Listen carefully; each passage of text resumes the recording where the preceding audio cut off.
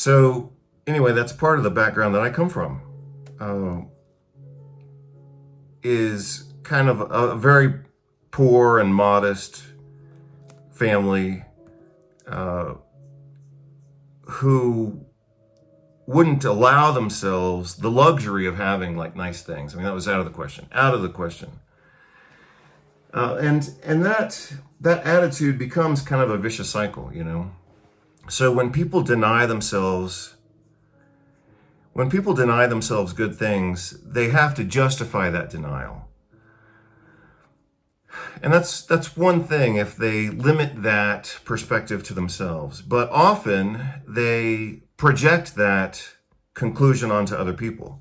So for example, somebody who's miserable and denies themselves a good life, they usually justify that, but they also project that justification onto other people so that if they see you or if they see me, you know, enjoying life, then whatever justification they've used to be miserable, you are now guilty of violating that justification.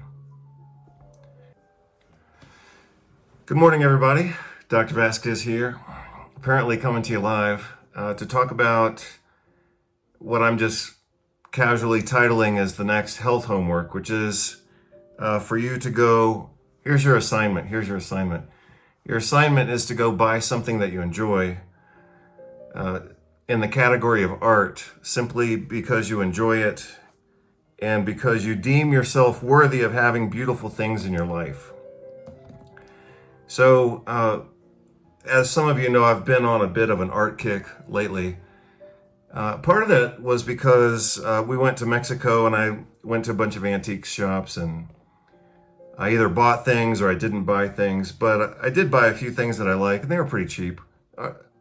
Good art doesn't have to be expensive, and it doesn't mean that you or I are living some, you know, flamboyant lifestyle just to buy some art. You know, like I described recently in the other video that I did on art. Like I just bought this thing totally spontaneously. I don't even remember what I paid for it, but I'm guessing it was less than $100. I'm guessing it was like $80 maybe, or maybe less. I don't know. It was in Mexican pesos. So then I had to do the math. And anybody who knows me knows that I suck at math.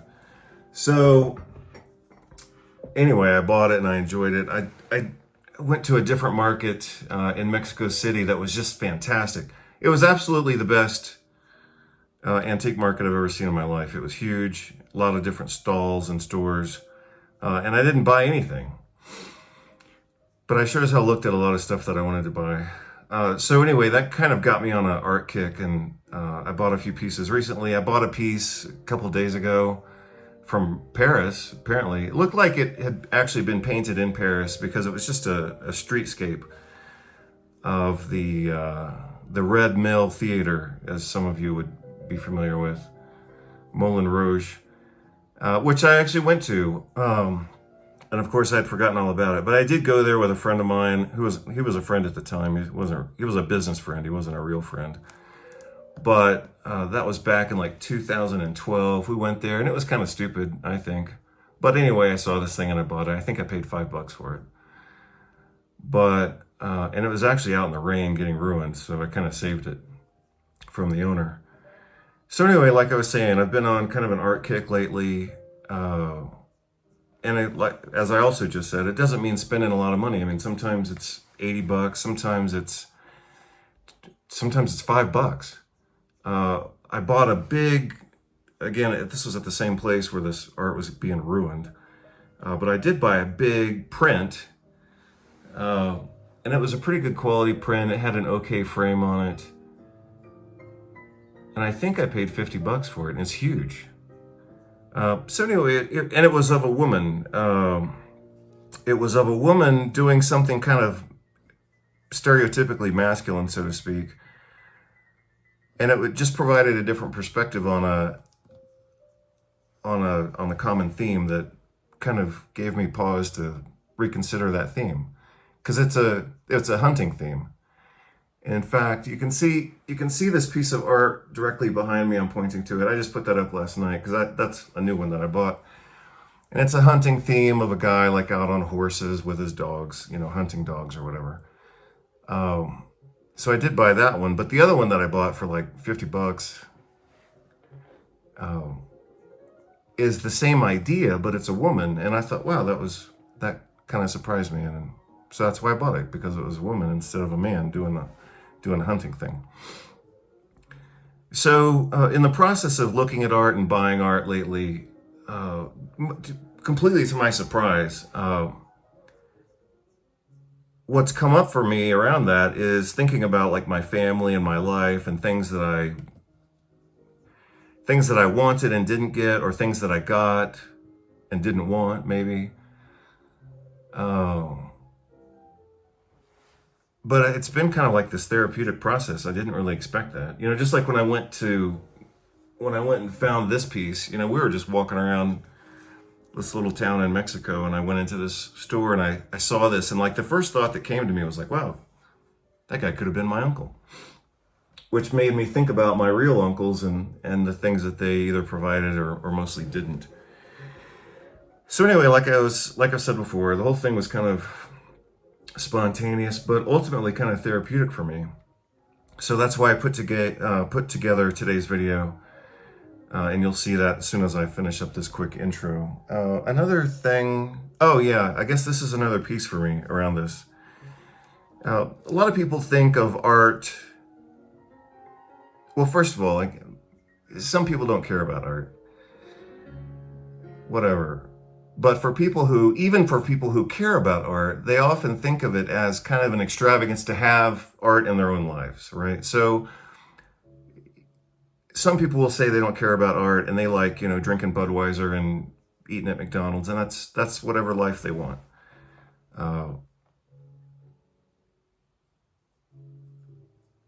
And I grew up with those people. I mean, my grandfather lived in a shack on the Gulf Coast of what used to be the Gulf of Mexico. Maybe it still is the Gulf of Mexico. But he just survived off of his, you know, Navy pension from World War II. And I'm sure he did, you know, he had just little trinkets of garbage in his house, but he didn't have like any art. And so, you know, on my mom's side of the family, coming from a really poor background, you know, art, or even the idea of art, let alone anything from Europe, I mean, that was just considered completely extravagant,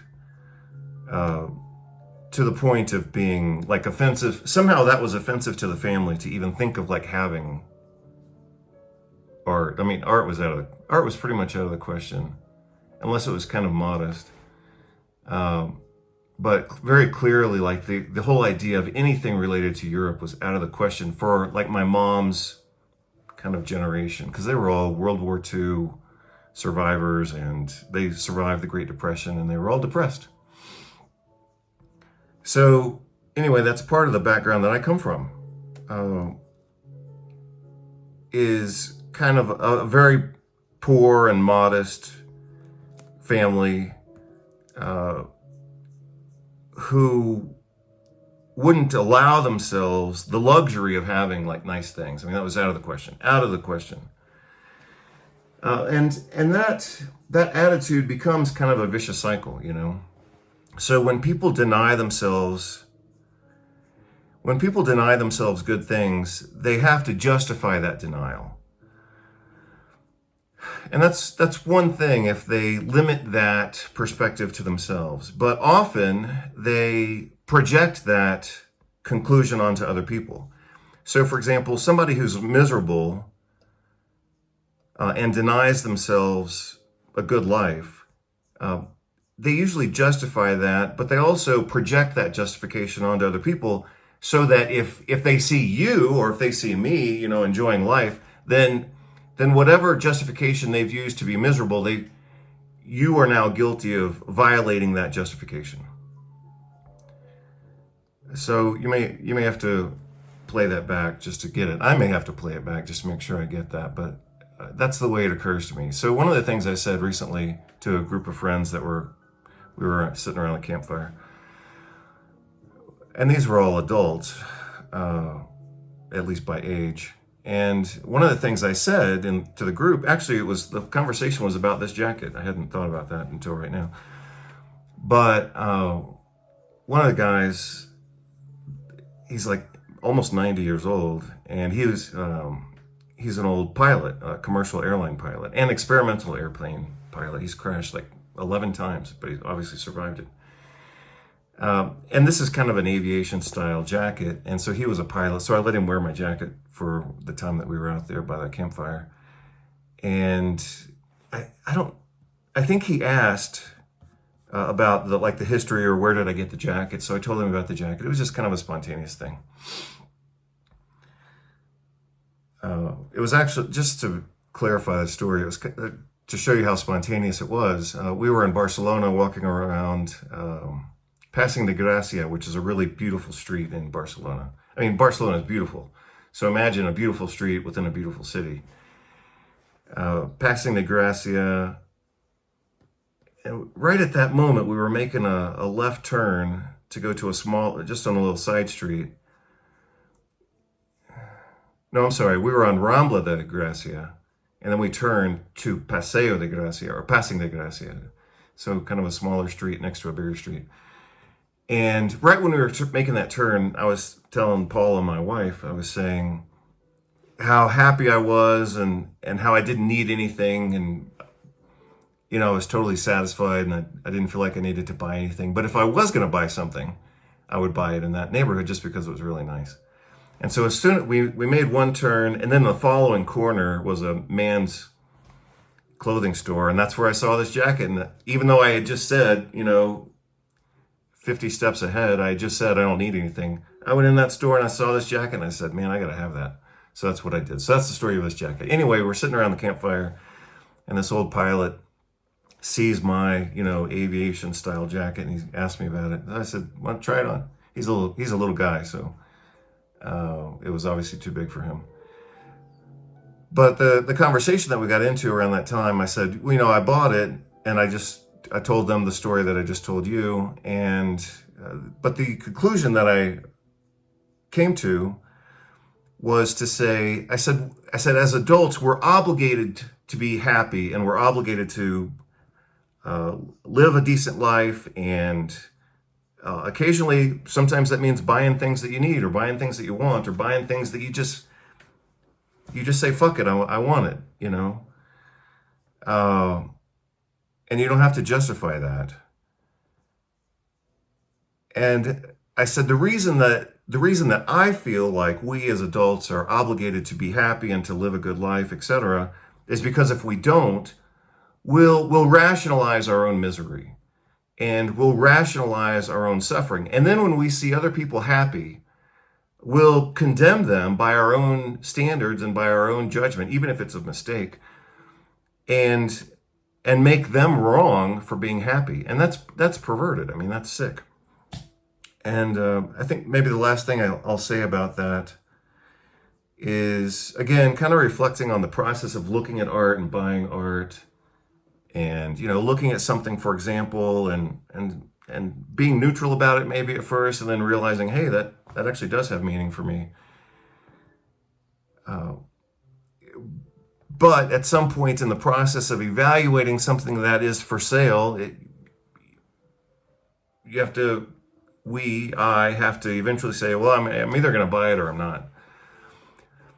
But part of that purchase process, also requires some level of justification. Let's say it's $100 or $1,000 or whatever. I don't want to go. I don't want to, and I can't and shouldn't, and I don't have a desire to go, throwing money around. So, if it's cheap, I'll buy it. If it's $5, like I said about that painting from Paris, yeah, $5. The other one was, huge. I think it was $50. Yeah, I can buy it. The other thing is, around that particular piece, like I said, it was the main protagonist in that particular picture, even though it's a hunting theme, kind of a masculine theme, it's a woman who's the star of the image. And the reason I bought that is because I don't want all my stuff to just be about men, even though it is almost all about men. That's because I'm a man and I like masculine stuff. But this particular piece kind of spoke to me on a couple different levels. Maybe I'll talk about that another time. But also because, I mean, I have women in my life. My wife, I'm sure she doesn't want to just see, paintings of men all the time. And maybe she wants some inspiration, whether she knows it or not. But my sister-in-law, she doesn't have any art in her life, and maybe she wants to see some art every once in a while that has, a woman in it or something like that. So anyway, I bought it. I assume that when I'm dead, that, my family, extended family, distant family, whatever family I have, they'll inherit my stuff. So I want, some of it's kind of thinking about, well, I mean, I think about that. I mean, who's going to inherit my stuff? And what will it mean to them? And maybe it doesn't mean anything, or maybe it'll mean something just because it was mine, but then that would imply that I have to mean something to them as well. So anyway, bringing closure to this, and this is the last thing, and I just thought of this morning, but again, in the process of buying art and kind of thinking about what does it mean to me, or what does it represent to me? And sometimes it's totally radical and spontaneous. I'm going to say two more things. One is about a piece of art, and then the other thing's about my own family that I've realized through the process of looking at art. And it's not like I have some shortage of reflection or psychotherapy. I mean, I've certainly done a lot of work around my own family.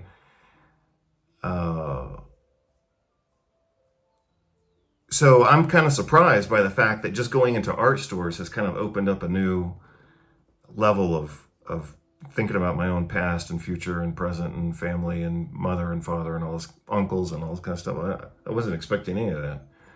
Like I said, when I bought that piece in Mexico, it turned out to be Leon Gambetta.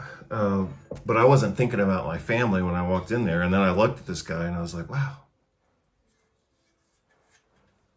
there's something in there for me. Just like I looked at another piece of art the other day, and it was a picture of like, I don't know the history, and it was a little bit abstract. It wasn't super, super clear. It was beautiful. The texture on it was amazing, but it was apparently like a bunch of so-called Black or African American, like I guess villagers or something like that, on a coastline, getting into boats and getting off of boats. And these were just, modest to large sailboats, but they weren't slave ships. They weren't even fishing ships. And again, it was a little bit abstract, so the details weren't super clear. But I looked at it and I thought, wow, that's a beautiful piece of art. And then I saw the texture and I was like, wow, it's not simply color, it's also the texture, like the dimensionality of the paint itself.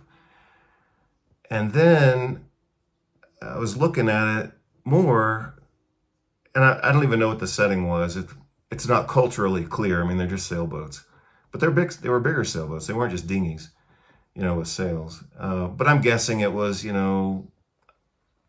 some African coast or whatever. I just don't know. But anyway, and I don't really care about sailboats. But again, like for some reason, this piece just spoke to me, and I was like looking at it, and I was looking at it, and I was like, I had kind of a holy crap moment, and I thought, wow, this actually speaks to me. It speaks to me about my own family. And my own family has virtually nothing to do with sailboats, and especially like some African American, well, I'm sorry, probably not even African. It's not African American. Is African. Like that has nothing to do with me or my history necessarily, but like there was just some piece about that resonated for me, and I know what it is. I mean, I got it. I'll talk about it later, because it requires some contextualization. Actually, from Nietzsche. Oh, that's no surprise for most of you. But like I was looking at this, bunch of Africans getting in and out of boats, and somehow that explained to me some things about my own family. Uh, so anyway, that was a total surprise. So anyway, closing this up with a few words about my own family. My mother and father were probably, or perhaps, or maybe, or whatever, probably two of the most miserable people I've ever known. Uh, and they divorced when I was real young, so it's not like they were, together feeding off of each other's misery, so to speak. I mean, they happened to be my parents. They happened to have divorced when I was very young, and they both happened to have been just miserable people. And the distinction there with their particular type of misery was that they both could have been very happy. My father certainly had the means and the opportunity to be very happy, and he wasn't. And my mother was exactly the same. She, lived the last 8 years of her life. Yeah, the last 8 years of her life, she lived with us in Spain. Not with us, but, at the same time we were in Spain. She was in a different city. But despite the fact that she was an American in reasonably good health, living a retirement lifestyle in her favorite city in Spain, she still managed to be miserable. And in the last, year and a half of her life, when she was kind of in the process of ultimately dying of cancer, after she got certain medical injections that are now famously connected with rapid and aggressive cancer, in the process of her dying while she was getting radiation and chemotherapy and surgery and all this kind of stuff, she said, for example, "Oh, well, this town has a museum, and I always wanted to go to that museum." And my wife and I were like, "Well, yeah, but you lived here 8 years. Why didn't you just go?" So my mom always had an excuse for, even though she was living the life that she wanted in Europe, which was like a big social taboo in our family. Like the whole idea of Europe was just too extravagant. And that's part of the reason why my mom wanted to live and die in Spain was, I don't think she never said this, and she never acknowledged it. But I think this is part of what was kind of going on in the background, is she was defying her family by living in Spain. Just the act of living in Spain was defiance, and more power to her. I think that was great. But despite the fact that she had, defied the family law by having a better life, she was still living out a certain level of misery in the process of doing that. So anyway, that's part of what's kind of, another level of this whole conversation around art is to not be miserable and to live a good life and to be happy. Like I already said, my dad could have been a lot happier than he was. And, nothing I could do could ever change the way that he wanted to live his life, even though I certainly tried to invite him and inspire him to just lighten up a bit, and be happier. Same thing with my mom. And the experience, of course, was sad for me to watch both of them just live their lives and die the way that they died. But certainly they could have been happier, and they weren't happier. And through the experience of watching them be unhappy, I decided this a long time ago. I decided this when I was in my maybe 18 or 19 years old. That's when I decided that I was going to live differently and live better than my parents and grandparents. And so that's part of, what I'm trying to communicate in the videos where I talk about art. It's not simply talking about art, but living a good life and being happy. And, whatever that means for you individually, or whatever that means for me individually, those are things that we have to reconcile and accept and come to grips with and process and integrate. A lot of people talk about being happy and they're not. They talk about being healthy and they're not. They talk about living a good life, and sometimes they can project that onto other people, like, you should be happy, you should live your dreams, you should whatever, but they themselves don't do it. So I'm trying to break that cycle in my own family, and I'm trying to help for those of you who are out there who need to break that cycle. I'm trying to, communicate this to you about understanding, the different layers of the process, and it doesn't have to be complex. I mean, I make it complex because that's how I am. And so, for me, looking at art or buying a piece of art can be a complex and exhausting process. But on the other end of that process, I get something out of it, And sometimes what I get are things that I wasn't expecting to get, So anyway, maybe some of this will resonate for you, or you can think about it and maybe come back to it later, and maybe it'll resonate for you later. But anyway, the homework assignment for right now, whether it's today or this weekend or this week or this month or this year, is to eventually give yourself space and permission and time and a little bit of money, if that's what it takes, which it usually does take, to, have beautiful things in your life. It doesn't have to be a lot. I mean, obviously you have to, we all have to start with something. I remember when I first started buying like these little trinkets of art, I was living in Seattle. And I remember, this is a good story, and I'll close with this story. It's a little bit funny, but not that, I guess it's a little bit funny, whatever. So I was living in Seattle. I had just graduated from Bastyr University Naturopathic Medical School, and I was studying for board exams because I graduated in September, and then the next round of board exams, I think, was in January or February. So I had a few months. Of being poor and trying to focus on studying. And so I was walking around downtown Seattle and happened upon this antique store, and I went in there, and it was a modest store, but they had two pieces of two wood carvings that I liked. They were just modest little pieces of Chinese peasants. And I remember looking at him, and the owner of the store was, kind of watching me and trying to obviously talk me into buying things, and he eventually did. But I remember looking at these, and they were $50 or whatever, and I said, well, I can't afford it because I'm, studying for board exams, and I'm kind of miserable, and I don't have any money right now. And he said, well, if you're stressed and miserable, that's precisely the time that you need beautiful things in your life. And I was like, you're right, I'll buy it. So anyway, think about it. That's all I'll say. Hope you're all doing well.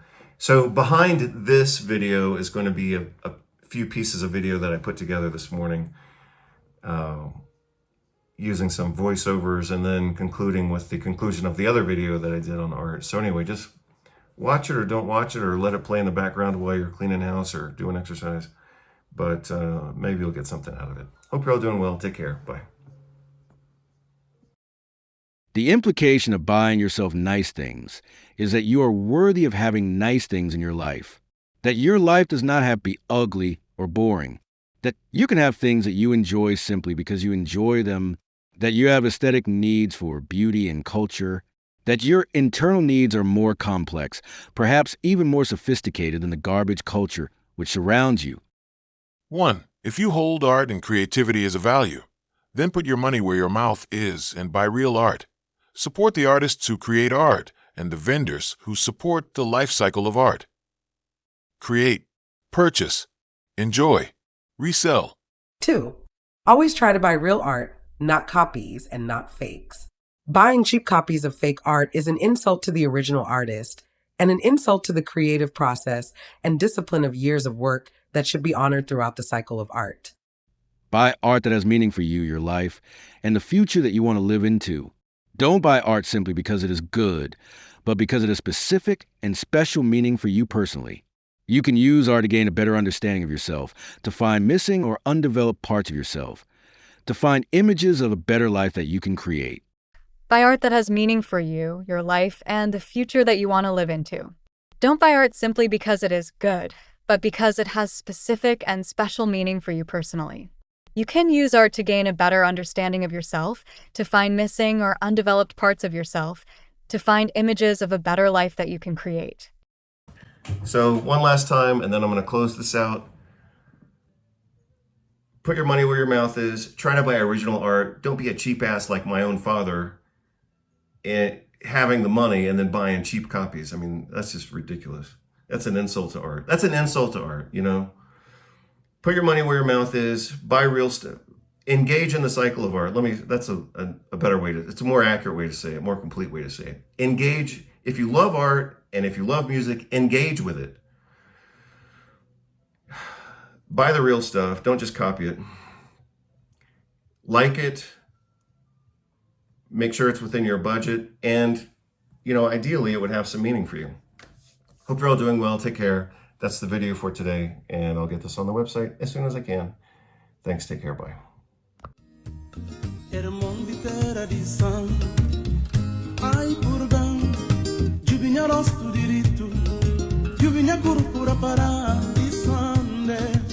Tendur di Paloma, com sapatinho, Wilson do Sandro também. Fofa com Jéssica.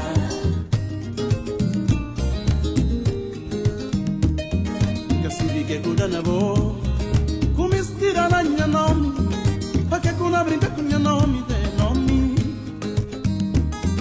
Cassivi que cuida na boa, com mistira na minha nome, pra que com a brinca com minha nome, de Padido, lembra, a terra sagrado, Cacheu da Silva, a minha gêmea.